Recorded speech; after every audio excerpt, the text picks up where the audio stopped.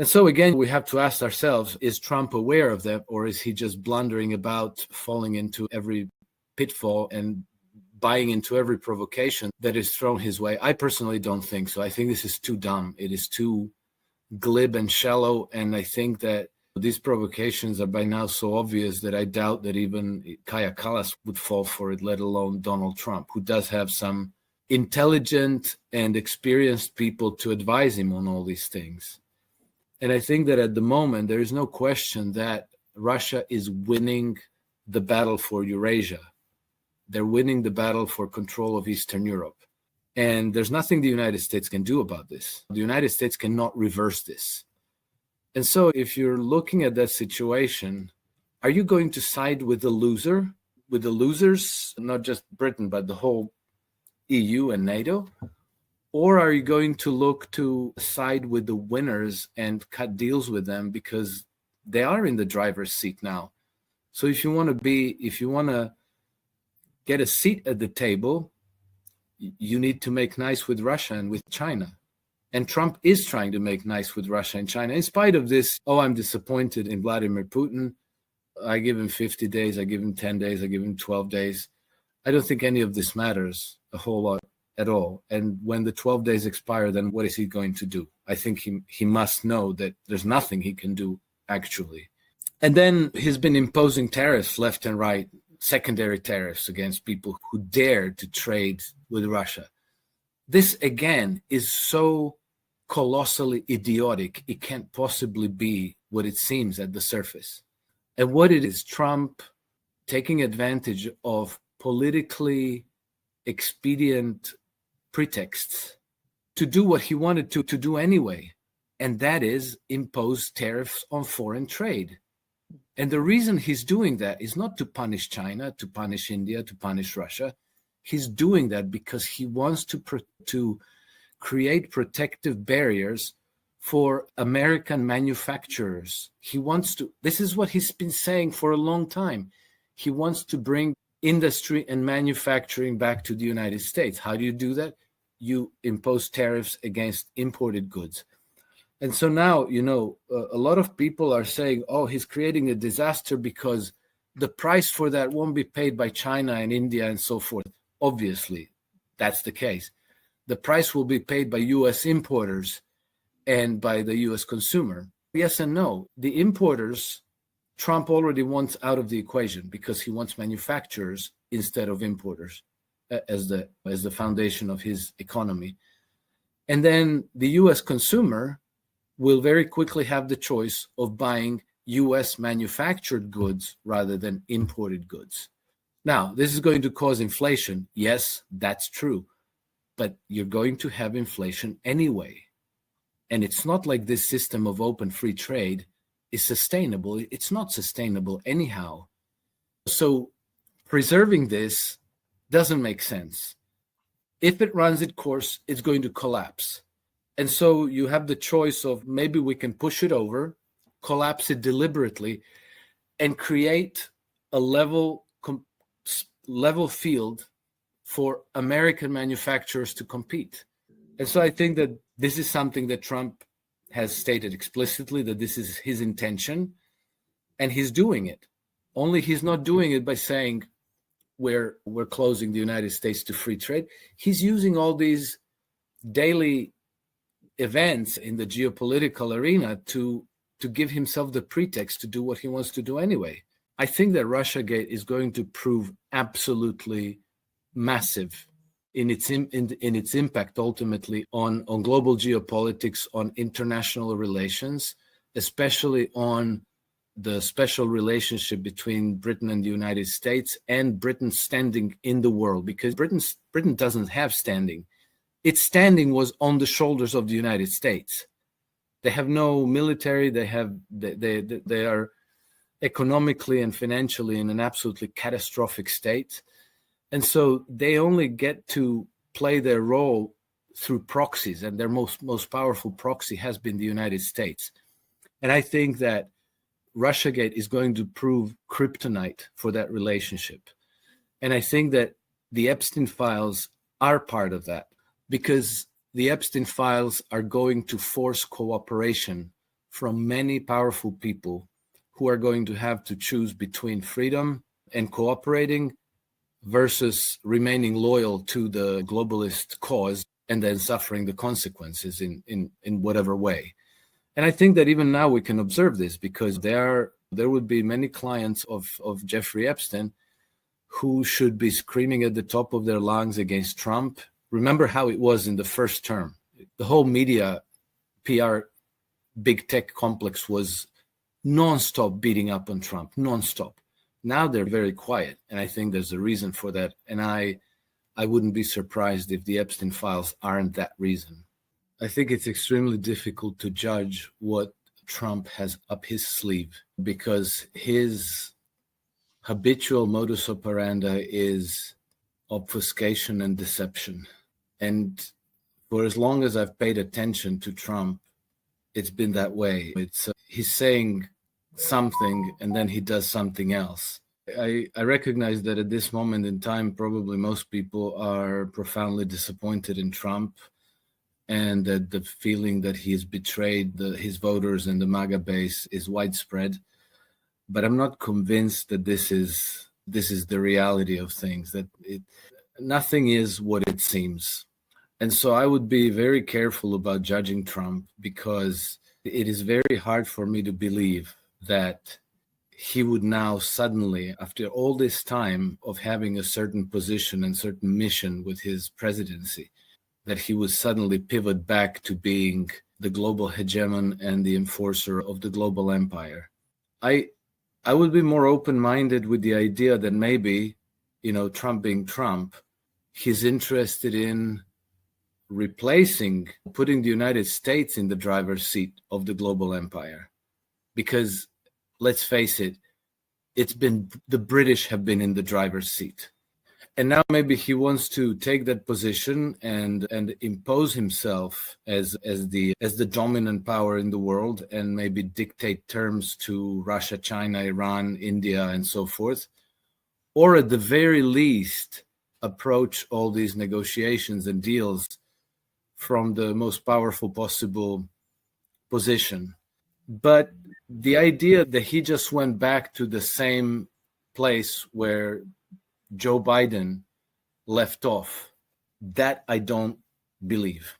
And so all this rhetoric might end up being what we got during his first term, when, remember, there was a war of words between him and Kim Jong-un. And there was a period of time where it seemed that the United States was going to go to war with North Korea, that they were going to bomb North Korea, but that didn't happen. Instead, at the very same time when he was engaged in that war of words, and it was usual Trump style, rash and vulgar, and shooting nonsense off the hip through the social media. But at the same time, he said he sent a delegation of his representatives and military generals to South Korea and to China to prepare the ground to meet with Kim Jong-un. And then they held that meeting, and they had a good meeting, and they had a great relationship, and he was the first U.S. president to set foot into the demilitarized zone between North and South Korea. And then we had the beginnings of peace emerge between the two Koreas. They started demining the demarcation lines. But all this happened strangely in the immediate aftermath of him getting his big, beautiful bill passed. And that was extremely important, because that solidifies his political background, his political base, meaning he's now more powerful and he's now more secure in wielding power in the United States than he was before the big, beautiful bill. This is also the reason why he needed Lindsey Graham and why he put up with Graham's revolting antics. And with regard to Epstein files and the notion that they were going to lead to any kind of justice, I think that's illusory. That's an illusion, because whether we like it or not, in the West in general, not just the United States, we have a two-tier justice system where the system's insiders are treated far more leniently than ordinary people. So if you're an insider, then you're very likely to get off free no matter what crime you commit. So it's not very frequent that some big player, like a bank CEO or CFO, ever go to prison regardless of what happens. Or some political insider like Mike Pompeo or Barack Obama or Jake Sullivan, people like this. Hillary Clinton, Donald Rumsfeld, Dick Cheney, they're not subject to justice in the same way as ordinary people are. And an ordinary person can get a stiff prison sentence even for minor offenses. And with regards to Epstein files, we already had a case of Virginia Giuffre, I think was her last name, took Prince Andrew to court. And it never went to court. It was settled out of court. And so there was a payout. But at the end of the day, 3 years later, Prince Andrew is a free man and Virginia Giuffre is dead. The fact that those files being out in the open would lead to justice is, at best, it's questionable. I think it's a delusion. I just published an article today on my Substack about that. And one thing I noted about the Epstein affair is I actually never thought that the Epstein files would be made public. I did expect that they would provide a few token heads to roll, some minor players, drag them through the mud, and pretend that justice is being done. But I think that in this case, justice is illusory, and I'll explain why. But more importantly, Epstein spent his career developing this extensive network of very powerful people and putting together compromise against them. And so this is an extremely powerful weapon in the hands of anybody who's able to wield it.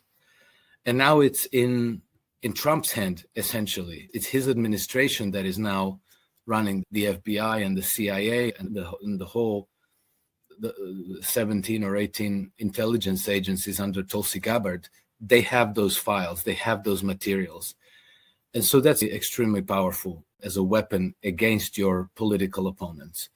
And let's face it, the most important fight in the world today is the internal political struggle in the United States between, let's call it, the MAGA and the globalists, right? The people who want the United States to return to its Republican roots and be an industrial powerhouse and be a sovereign country versus those who want the United States to be the enforcement arm of the global, essentially British Empire.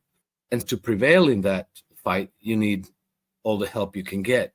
So releasing Epstein files to the public would render that weapon useless in that political fight. So this is the reason why I believe that the Epstein files, I always thought so, were not going to be released.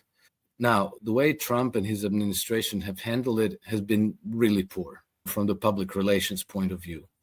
I have a friend who worked in Israeli intelligence, military intelligence, and their task was the security perimeter around Gaza. And this person told me on the same day that there is no way in the world that this could have happened without active cooperation of the Israeli security forces. So it was impossible. And then, like, I looked on social media, and in the immediate aftermath of October 7, there was a number of Israeli soldiers and veterans who posted videos on TikTok, on Facebook, on YouTube, and elsewhere, who said the same thing. And not only did they say the same thing, they provided very concrete reasons and explanations for why this couldn't have possibly happened the way it was described to us. So it was obviously a false flag attack orchestrated in order to get that war going. Because if it's obvious to me, like, how obvious is it going to be to Pentagon generals who have very detailed, precise information about what's going on? And like, they're Patriots and THAADs and all these things. They were the world's most advanced weapon systems back in the early 1990s. But now it's 35 years later, and they can't stop Iranian missiles. They can't stop Yemeni missiles. They can't stop Russian missiles. Never mind these swarms of drones that are being developed at a very rapid pace. So you can't possibly stay rigidly entrenched in a Cold War mentality, and you can't be aware that you actually have no leg to stand on, which is why I try to always think, what are they really doing? What And we see what they're saying for public consumption, but they can't not see what we're all seeing. And so this is why when in the second half of June, when there was this buildup to US attack on Iran, I thought, this is suicidal. This is completely idiotic. They can't do this, because the upside was nothing. If you get lucky, maybe you regime change Iran, but it's a long shot. But you have a downside risk of the situation completely going out of control, of you losing 2 or 3 aircraft carrier strike groups and getting 20 of your bases in the Middle East wiped out and some 60,000 soldiers. So they can't possibly mean this. And so I said at the time, either there's going to be a no attack, or we're going to get like a telegraphed, prearranged attack like in the World Wrestling Federation style, when you make a big show of violence, but nothing actually happens. And then I said, we will know for sure only when the Iranians retaliate, because it's going to be a telegraphed fake retaliation. And that's exactly what happened. And so this is where, like, I'm looking at this war of words. I'm looking at everybody's trash talk, which you also get trash talk in World Wrestling Federation. And if you took it seriously, you would think, wow, these guys really hate each other and there's going to be a big fight here. But it's all for show. So it seems to me that the same thing is happening on the geopolitical arena. And the reason why it's happening is because there are very powerful political constituencies that need to be appeased. And rather than telling them, no, we're not going to attack Iran because that's stupid, they launch a fake attack and they call up Iranians and they say, look, we're terribly sorry, but we have to do this. We're going to drop a few bombs here and here. You have 2 days to, remove the crystal and the silverware so nothing gets damaged, but we have to do this anyway. And we understand that you're going to have to retaliate. So please be so kind to call us up first and tell us where exactly, so that we can move our soldiers out of harm's way. And then we're going to both retreat. We're going to do some more trash talk. We're going to declare victory. And all of these Zionists and fanatics are going to we can put them to sleep. And then we're going to talk other things. So it seems to me that the real politics are more in this vein than they are in the vein of actual hostilities. But the groups who want the real actual hostilities, they're real and they're powerful. And they are lobbying relentlessly in Israel, in the United States, in Europe, in London, and so forth. And you have to dodge those bullets. And I think, unfortunately, Trump does blunder in important ways. Again, as we said, the assassination of Qasem Soleimani, the cancellation of the INF treaty in 2019, those were terrible, unforgivable mistakes. But anyway, the world goes on, and hopefully, and now we know, because we have Israeli court records, that the Israeli patrols were called to stand down on 7th October. And I've been convinced since the October 7th that whole event was a false flag, cooked up between Western intelligence with the Hamas elite sitting in luxury in Doha, Qatar, and Israeli intelligence. And the whole idea was to spark a regional war in the Middle East. That didn't get the World War II going. And so now, as that is failing as well, they're trying with Azerbaijan, they're trying between India and Pakistan, now Cambodia and Thailand. Who knows, maybe they'll try the Koreas or wherever. These people are arsonists of peace. The more I study these conflicts, the more convinced I'm. The Balkans are going to be one of the crisis flashpoints if they can get a war going here. I'm becoming increasingly convinced that if you quarantined the British foreign policy establishment and their very extremely extensive network of non-government organizations and private contractors and diplomatic staff that are everywhere around the world and embedded in governments in these key flashpoints, that you would actually solve probably overnight greater than 90% of the whole world's problem. They are the arsonist of peace in the world.